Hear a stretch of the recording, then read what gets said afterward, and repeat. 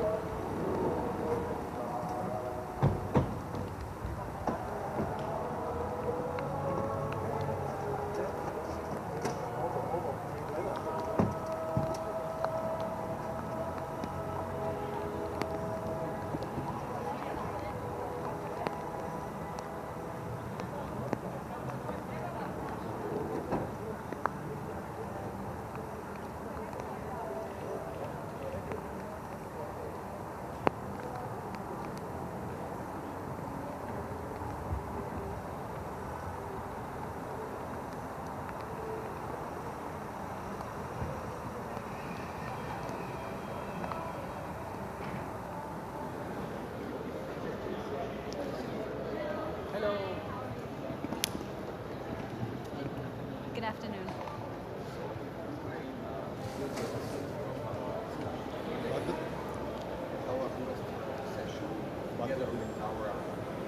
To be allies, Finland and Sweden, we will discuss how to expand our practical support to Ukraine, to make it long-term, sustainable, and adequately funded.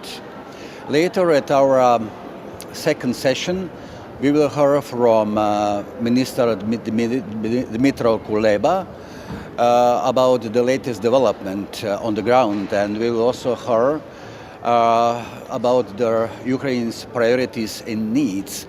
It's good that the High Representative Josep Borrell will also be present, and namely the coordination of efforts between the EU and NATO is crucial.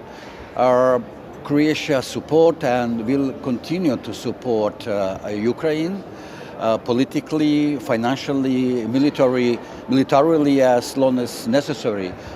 We will say it today, as we have said it in October in Zagreb, where we held the first parliamentary summit of International Crimea platform. Thank you very much.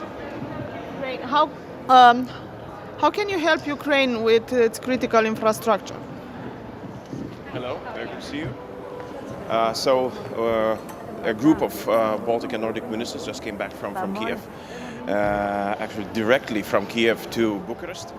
In Kiev we had a chance not only to meet all the representatives of Ukrainian government, Mr. Kuleba, President, Prime Minister, and talk with them about all the issues that they're currently facing, but also to inspect the damage that is being done on a daily basis to their energy infrastructure. We visited some of the power plants in Kiev and saw how much they are affected by the drone attacks. So there is no doubt that today one of the questions that will be raised is how can we make sure that Ukrainian people, civilians especially, do not suffer the terror attacks that are being thrown at them almost every day, and how do they survive winter? Because it was clear that winter is coming. Some of your colleagues were surprised that Russia is targeting the energy infrastructure. Are you well, honestly, we are not surprised. This is probably what I'm repeating almost every time we meet. It is clear that Russia will use terror tactics. Now they're targeting energy infrastructure, civilian objects. So the only goal, I would say there are two goals. First of all, we need to sustain the situation as it currently is. That means that Ukrainians need to have a chance to protect the most important civilian infrastructure that they have. So they need air defense, missile defense, everything that we have needs to be shipped right away. Secondly, we need to support rebuilding of infrastructure, because it cannot just be left without it, because now they have a deficit from 20 to 30% almost every day. It means that 30% of people or 30% of time they lack electricity. If it goes up, it is possible that critical infrastructure will start to be disconnected from the grid. But lastly, what we need not to forget is that Ukraine needs to win this war. If they win the war, or more realistically, when they win the war, this is when the country can be safe, and this is where we actually can sustain the rebuilding. That means that the infrastructure that is being rebuilt, it will be safe. Are you afraid that NATO is running out of weapons? Has Ukraine made any specific request in terms of aid that you want to pass along to the other ministers? When it comes to energy infrastructure, yes, this is a specific transformation stations that honestly only countries in the eastern flank have. Therefore, Lithuania donated the first one because we're changing ours and we have something that is left, and we're able to give it to Ukraine. Their appeal was to talk to all those in the eastern flank that they would do the same thing. Second thing is very, very simple. They need heavy weapons. In order to push Russians out, they need heavy weapons, and on the top of their list is tanks. And if I were to sum up my message today to the ministers, it would be just one word. 2008 there was this declaration. Where do you stand today? We had a discussion about this with the representatives in Kiev. They are very seriously preparing for Vilnius summit. I think that this is where they have expectations that a format for continuation of political dialogue between NATO and Ukraine will be set. Obviously, their expectation is full membership. And I have to admit that as it stands now, Lithuania supports Ukraine. NATO is running low on stockpile when it comes to weapons. Well, interestingly enough, NATO is not running low on tanks, neither on tank ammunition. So therefore, if we expand the inventory of what is being sent to Ukraine, then NATO has a chance to keep supplying. Maybe there are some difficulties to supply specific ammunition that has already been sent. It is possible. I cannot give you specific numbers. But when it comes to tanks, NATO countries basically have almost unlimited amount of ammunition for main battle tanks in NATO side. The oil price cap, it seems that $62 is still too high for Lithuania. How low does the price level need to go until the EU reaches a deal? First of all, it's still a theoretical price cap because the price has been falling. So, this is we're talking about a ceiling that currently the price is not even reaching. So I think that we will continue our discussion. I think that there's no pressure on us to set the price as it is now, because, as I mentioned, the price is still lower.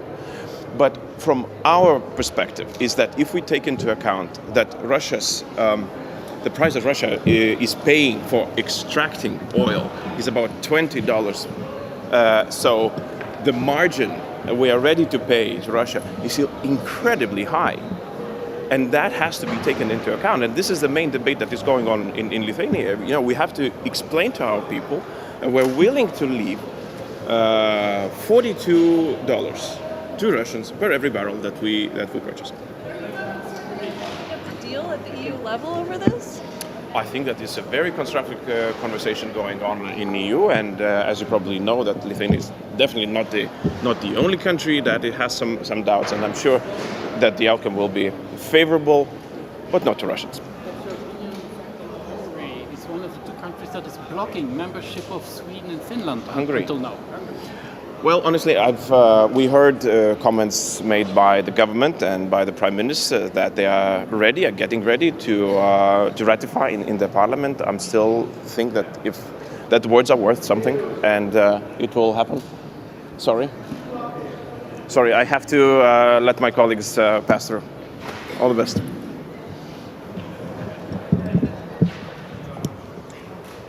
So I just came from Kiev, together with my Nordic, Baltic